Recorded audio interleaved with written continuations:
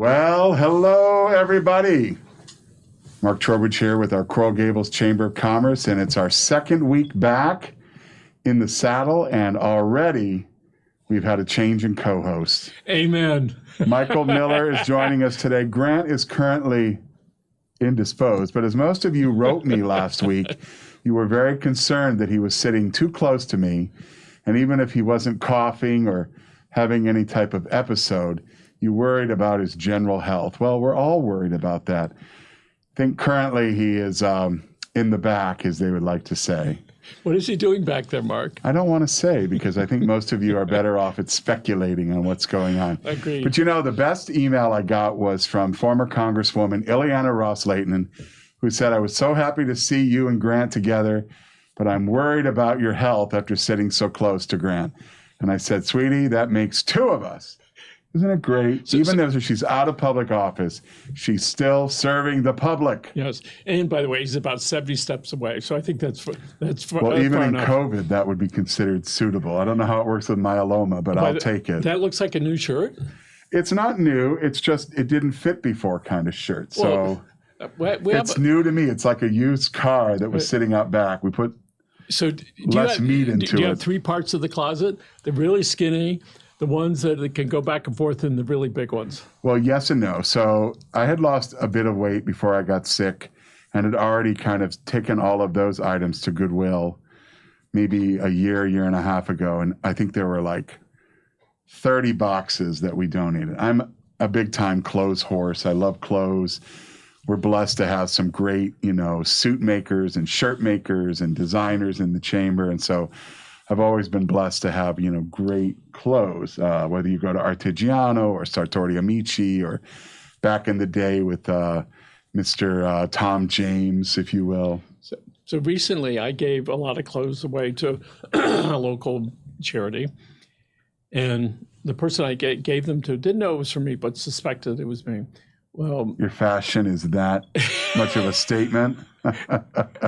So these must have belonged to Michael Miller. So she sent a picture of the mom and the child, and with a note, "These are the clothes for her husband. Thank you very much." And it was kind of a big guy. Yeah, and it was the first time I had ever seen what happens to stuff when I give it away. And the big smile, nice. It was really very rewarding, and I was really blessed to be able to do that. And the really good news is they were almost all brand new clothes, all right? And that's the best thing. Yes, and they were all cleaned, right from the dry cleaner. And then, not everybody does that. Sometimes they put them in the box, or in my case, they've been probably in the closet and needed to be at least freshened up. They were certainly clean, but needed to be freshened up. But so this is by a designer named Robert Graham, sorry, and one of my favorite guys to wear. He, he's kind of into fun and colorful prints. A lot of it is designer art that's put onto a piece of clothing. And he does have a big and tall line, so I could wear some of his clothes in the big and tall section. But a couple weekends ago, in one of my outings where, I'm trying to get steps in and be out in the fresh air, I went up to Sawgrass to the, the kind of nicer colonnade shops. And they have an outlet store there for Robert Graham. And I got this lovely shirt. My loving brother told me that if I wore that jacket that I've been wearing for a long time anymore, he's going to take it off me at the event and throw it in the garbage can. I find that abusive. So I go over to Macy's. Oh, my God. How come the stuff is so expensive, Mark? Well, because you didn't buy it 30 years ago, to Grant's point. No, listen, men's clothes never used to be on par or even close to being equal to the way women's clothes were in terms of the number of stores and designers. And I will tell you now, it's quickly evened the balance. When we were up at Sawgrass, I went into Robert Graham. I went into the Penguin store because I love a lot of their, casual polo shirts.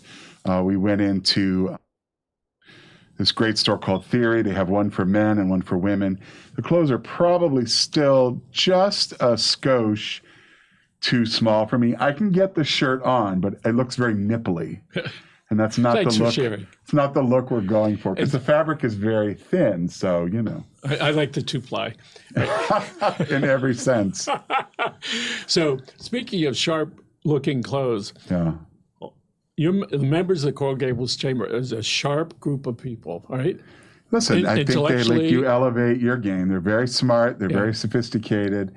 They're very expectant of an experience. I just on the way here had a chance to say hello to a longtime member. She's now with her second company and joined in both of those, and then was bringing in a newer member who had just joined. They'd had coffee down the street. So, I've been away for a few months, and so to get to meet people who maybe joined in the summer, early fall, is really a lot of fun, and reconnect with members. And then Jennifer on our sales team was meeting with a prospective member as well. And so there's a lot of activity. Today is a fun day because we're doing an open house. It's our 98th anniversary today. And so all of that's great sort of synergy coming together. And there's just a lot of excitement about being a member right now. So we're about to enter the holiday season. Yes. So tell us some of the activities that are going to happen at the Coral Gables Chamber.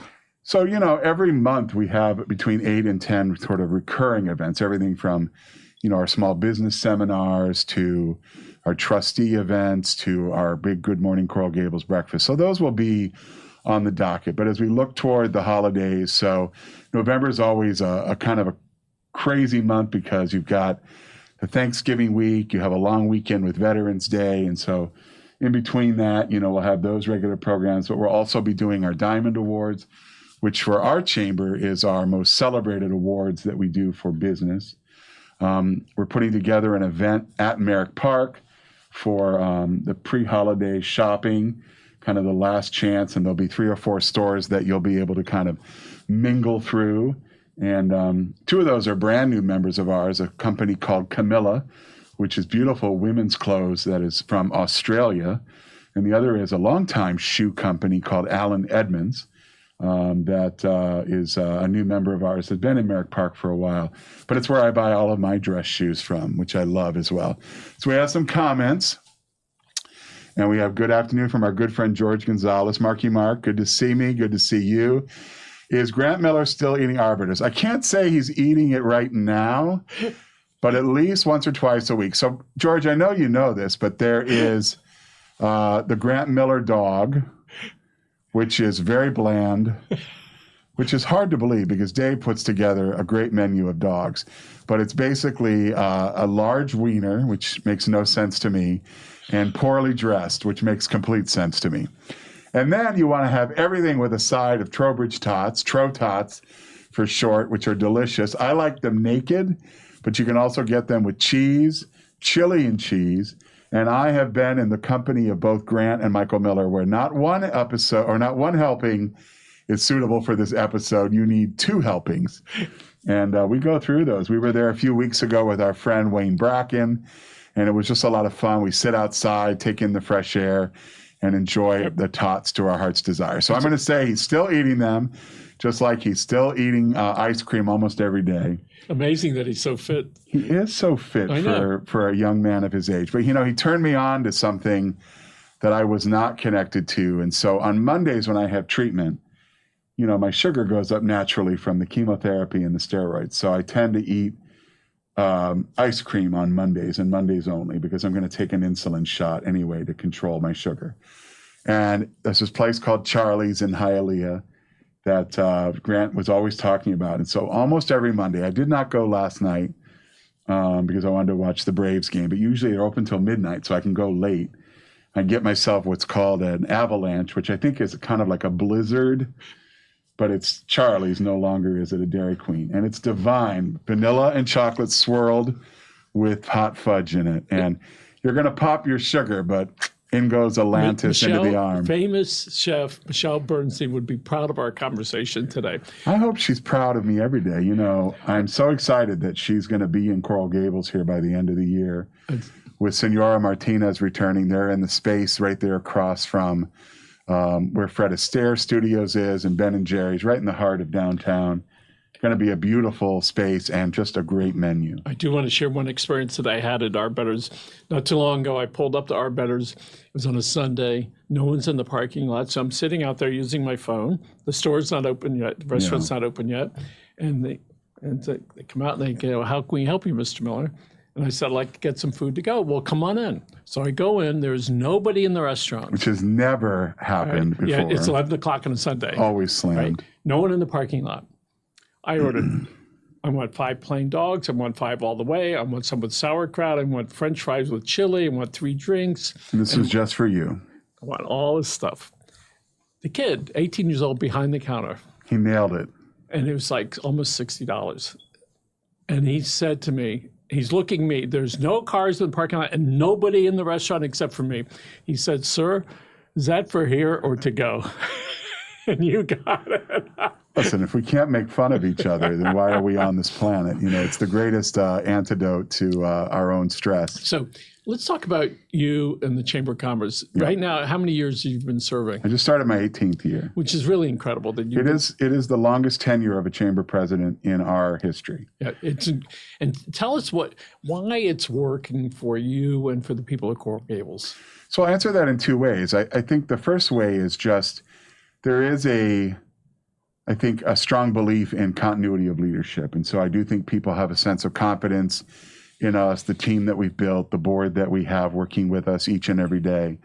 And I do think people rely upon that in terms of, if I'm going to spend $575 or if I'm going to spend $3,000, I want to know that, I'm doing that wisely. And then over those 18 years and even preceding us, we've had, a strong work ethic. We've had a strong commitment to businesses of all sizes. When I got to the chamber 18 years ago, we had a leader for 14 years who had been a very long-serving president.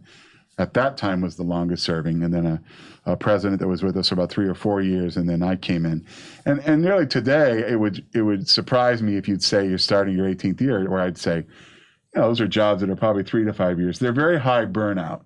They're very high churn because you're always on and you're always on the go. But we built something, I think, special. We brought back things that we had gotten away from, some of our core values, I think, with small business, women's business, our restaurants, especially in Coral Gables, and have built profiles around those kind of inside the chamber. I'd answer it a little bit differently over the last 4 or 5 months when I would say that I have now seen our leadership and membership in a very special way, which is showing a great amount of compassion and concern and kindness, even towards me personally. People have always been very lovely, but it's gone to a level of where the bond we have formed over those 18 years was really laid bare in terms of seeing how authentic and important it was. And people have said to me, you're out and about now more than you were. And, I'm still taking all the precautions that, the doctors want me to. But part of my healing is being around the people who have that faith and trust in us, who lift me up. I draw so much of my energy from those folks. And they may not ever realize it, but a short text message or a note or an email, it's pretty incredible. It happens many, many times. And I was teasing you before we went on the air. I said, people were so excited that, the headline was, "I'm back," and not back completely, but I'm back to at least, some of the things I was able to do. So one of the things that I've seen with the chamber, you give equal attention to all the members, not just to the big guys, sure, but all the way through into the guy that's just like, he goes to Coral Gables Chamber and he joins, and he's a small business as compared to some very large businesses. And sometimes that can be intimidating, but there's something that you do to make that better and more comforting for him. One, where did you learn that? And two, how do you do that? So, I think you learn that in the way you're brought up and the values that, are instilled at a very young age. And that was that, you want to treat everybody as you want to be treated. It is very much the golden rule that way. But the other thing I would tell you is having sort of a Midwest upbringing. And even when we moved to Florida when I was in high school, it took a lot to, sort of maintain that sort of, authenticity. And a number of years ago, I was meeting with our PR team and I said, when you're out there talking about the chamber or me as the leader, and I was relatively new back then, what is it that you like working with? Because we have to have a, symbiosis. And they said that every time we connect with you, you're very honest, you're very authentic, and that goes a long way with people. And that really has worked all of those years. That isn't a skill that I think you have to learn. It can be honed, it can be increased, but I think it has to be there. And I learned early on in our chamber, because I went and I had a list of people I wanted to meet in that first 3 to 6 months. And it probably took more than that time. I wanted to meet with past leaders of our chamber. I wanted to meet with disgruntled folks who had left us and I had heard stories about and wanted to know what we could do to get them to come back, or had we said something or done something. Sometimes an apology is all people wanted. The other part of that equation, I think, had a lot to do with you just make the time to do that. And so I remember sitting down with folks from Total Bank back when they were, at one point had been very involved. Adrian Arsht was their chair of the board. And they had abruptly left the chamber over, some disagreements. And it took me a while to get a meeting. I had to go through a side door with a friend who worked there, but was like, I don't know if I want to stick my neck out for you. I love you. My wife loves you. We were both on the University of Florida alumni board. And I'd been at the chamber since August. I got that meeting in December, like really late December. Like, I'm like, is anybody even going to be there? It's like almost Christmas, right? And the meeting wasn't with Bill Heffernan, who was the lovely president of the bank at the time. He was there, but he had like 15 people come to the meeting. It was this huge boardroom, not Ms. Arsht, but everybody else, including my friend who had stuck his neck out. And he spent the first 10 minutes telling me all the things that we had done wrong. And listen, we had made mistakes, especially in that relationship. And all I said to him is, listen, I can only promise you one thing. That will never happen again, because A, I'm not like that. And 2, if that happened on my watch, there would be heads rolling. And that's all I can tell you today. And I'm sorry you went through that, but I love that you brought everybody here, because I'm assuming that means you're going to rejoin and this is the team you want to be engaged. And he says, that's exactly what we're doing. So you were fortunate that he was able to open up to you, because so often people go away. Well, he told me, he goes, I've never had somebody who didn't give up. Like, you'd email me like a week and I would ignore you. And then you'd say, well, I'll let you know. Because he wanted to run it by his higher ups, which at this point was one person. He reported to the chair of the board, right? And, at the time we're talking about $2,000 commitment. Well, they went on at that point to not only take that membership, but they added additional people, like another 10 people. So that's another $2,500.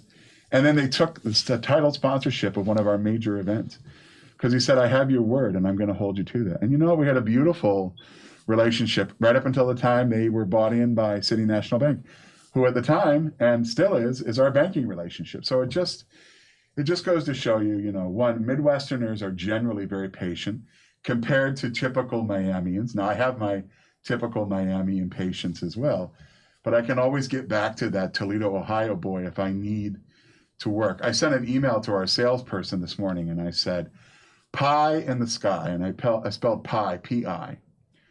And I said, by March 14th, which is National Pie Day, so we're giving ourselves basically 4 to 5 months, here are 10 members, or 10 potential members. We've never gotten to join the chamber, but I believe in you and I believe in us, and we want to get all of them by Pie Day, because they're our pie in the sky. And those are big companies that, you're familiar with and that are coming here, like FIFA, like riders coming to Coral Gables. I want them all to become trustees of our chamber, and we're going to work collaboratively. And to set that goal for the chamber and to some very specific person really goes to your leadership skills. I think any leader who is not leaned into what the future looks like is already, sort of lost their way. And it does drive my staff a little bit crazy, because in many cases, what we want them to do is thinking about what's happening today at 5 o'clock, because we have an event and it's being hosted by a longtime high-level invested member.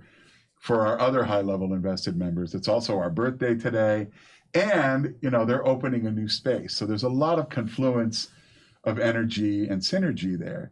But the flip side of that is we still got to be thinking about March of 2024. And the best part about that is I know that our salesperson, that will resonate with her and with us working together. And I said, by the way, add to the list, because it should be 14 for our Pie Day on 3/14. So tell us about some of the members, from small ones to really large ones.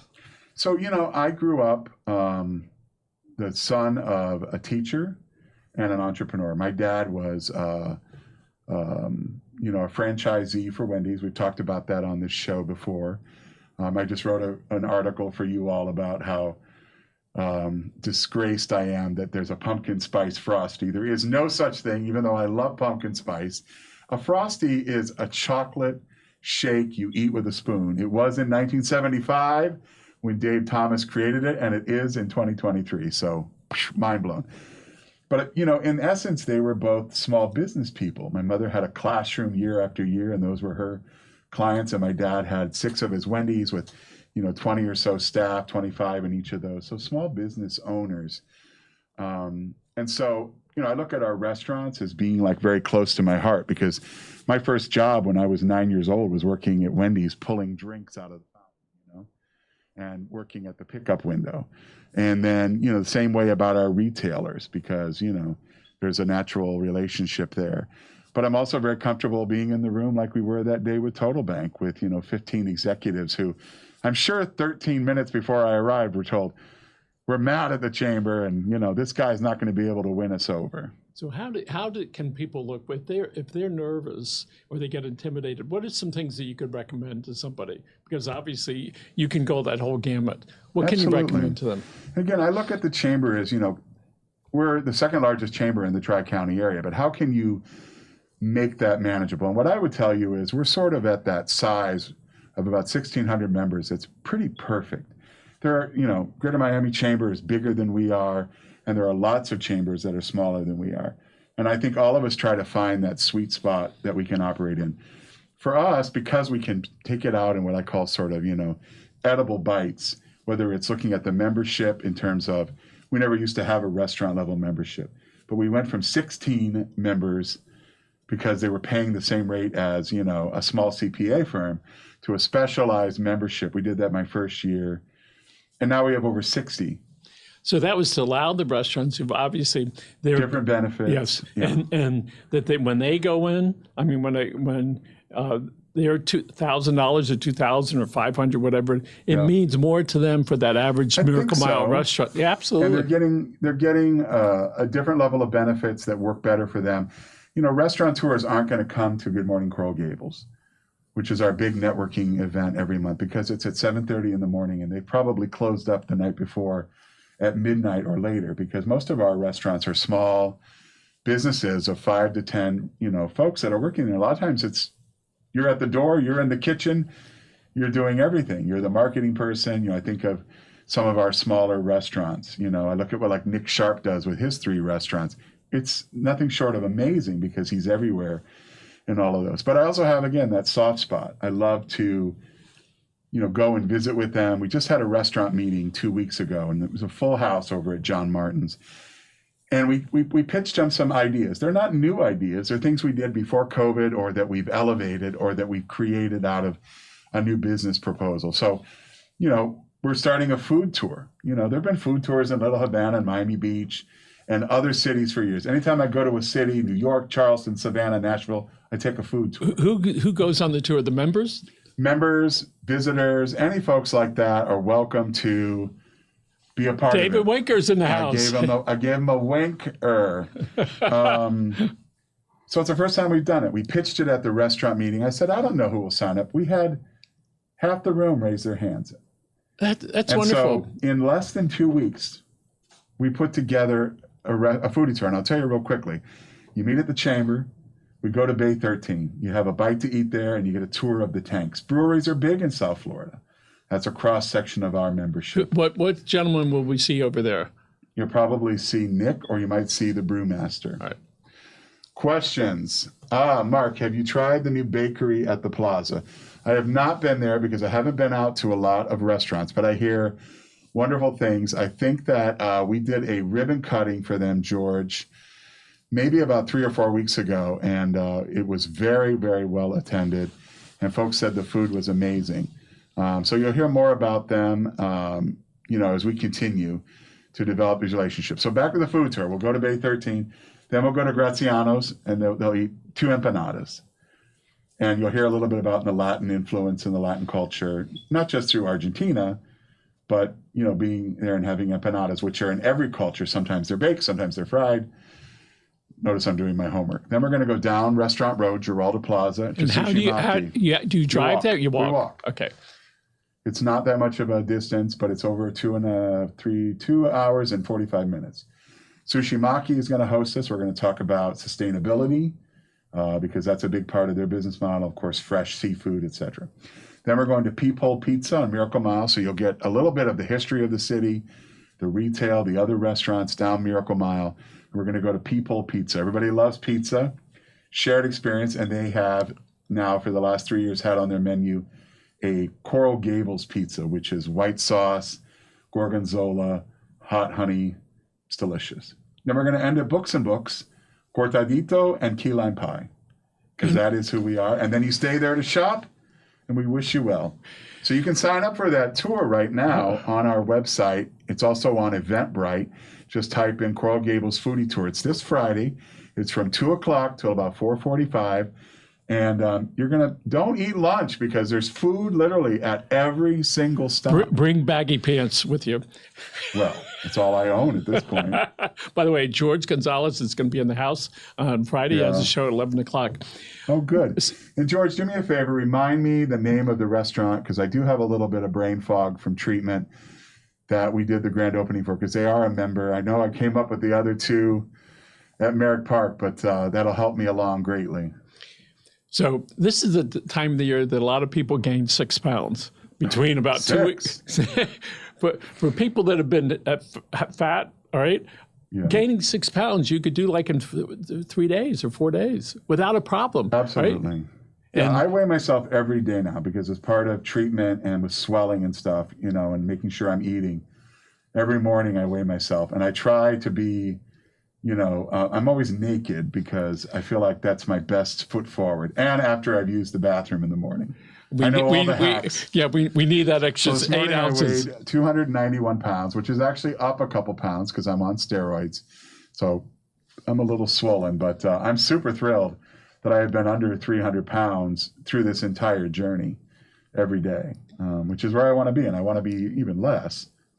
Well, we'll take it easy over the holidays, but we're going to get. What's your biggest, crutch during the holidays? Is it sweets? Is it just overeating in general? Overeating between 4 and 8. That's the worst time of day. Yeah, that's usually it. So I'm pretty careful now, and I use high protein bars. Really, it sort of kills the appetite. Yeah. It does pretty good at that. And being there are only 2 of us in the house now, I said, don't bring in the other food. Just don't bring it and make it. You guys have the grandkids over too. They do. Like that stuff. I know. My wife hides the candy. So Halloween's a big problem for me because I love. Sweet Perez. Thank you, George. Oh, way to go, George. Because I know there's Bistro Cafe. That is not in the plaza, but is very popular as well in the Gables. All right, Great pancakes. Your show is how often is your show here? Well, right now we've done 2 back-to-back. And, I'm trying to see how I'm feeling. I'm going to go, day by day. I'm back on chemo for 3 cycles because we're trying to get one number down a little bit further because the next step for me is getting a bone marrow transplant. I actually have seen the doctor since we last did the show and kind of know the plan. And that's about a 3-month process of, really isolating, sort of what I did in the very beginning. Yep. Right now my white blood cell count is almost normal, which is incredible. But that's because my disease when I got diagnosed was between 60 and 70% penetration. And now it's 10 to 15%. So the therapy is working. But we want to get that number down to 0 or 1, which is remission. And for me, because of the way, I'm responding and my overall general health, that the key is to do with my own cells, replace and get rid of all of the bad blood cells. So we've just got a minute left. Yeah. So the overtime's always the best part, brother. Well, so people are listening for. By the way, I want to thank all of you that watched.